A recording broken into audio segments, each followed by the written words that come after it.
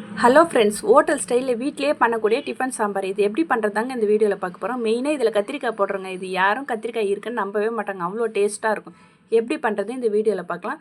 ஒரு குக்கரில் பருப்பு எடுத்துக்கோங்க, கழுவி எடுத்துக்கோங்க. 3 பூண்டு போட்டுக்கோங்க, கூடையே காரத்துக்கு ஏற்ற மாதிரி பச்சை மிளகா போட்டுக்கோங்க, 2 வெங்காயம் கட் பண்ணி போட்டுக்கோங்க, ஒரு தக்காளி போட்டுக்கோங்க, கொஞ்சமாக பெருங்காயம் போட்டுக்கோங்க, கட் பண்ணி வச்சுருக்க கத்திரிக்காயும் போட்டுக்கோங்க, கொஞ்சமாக பருப்புக்கு ஏற்ற மாதிரி தண்ணி ஊற்றிக்கோங்க, மஞ்சத்தூள் போட்டுக்கோங்க, சீரகம் போட்டுக்கோங்க, சோம்பு 1/2 ஸ்பூன் போட்டுக்கோங்க. இது எல்லாத்தையும் வேக வச்சு எடுத்து வச்சுக்கோங்க. இது நல்லா கடைஞ்சிருங்க. நீங்கள் கடையும் போது அந்த கத்திரிக்காய் இருக்கிறதே தெரியாது. ஒரு கடாயை வச்சுக்கோங்க, 2 ஸ்பூன் எண்ணெய் ஊற்றிக்கோங்க, கடுகு போடுங்க. கடுகு பொரிஞ்சோடனே கொஞ்சமாக சோம்பு, சீரகம், காஞ்ச மிளகா, கூடயே கருவேப்பிலை, இடித்து வச்ச பூண்டு எல்லாத்தையும் போட்டுக்கோங்க. கொஞ்சமாக வெங்காயம் போட்டுக்கோங்க, கொஞ்சமாக பெருங்காயம் போட்டுங்க. இது நல்லா வதக்கிடுங்க. கடைஞ்சி வச்சுருக்க பருப்பையும் அதில் போட்டு நல்லா மிக்ஸ் பண்ணி விடுங்க. தேவைக்கேற்ற மாதிரி உப்பு போட்டுக்கோங்க, தேவைக்கேற்ற மாதிரி தண்ணி ஊற்றிக்கோங்க. இது நல்லா கொதி வரட்டும். நல்லா டேஸ்ட்டாகவும் இருக்கும், மணமாகவும் இருக்கும். லாஸ்ட்டில் கொத்தமல்லி தூவி இறக்கிடுங்க.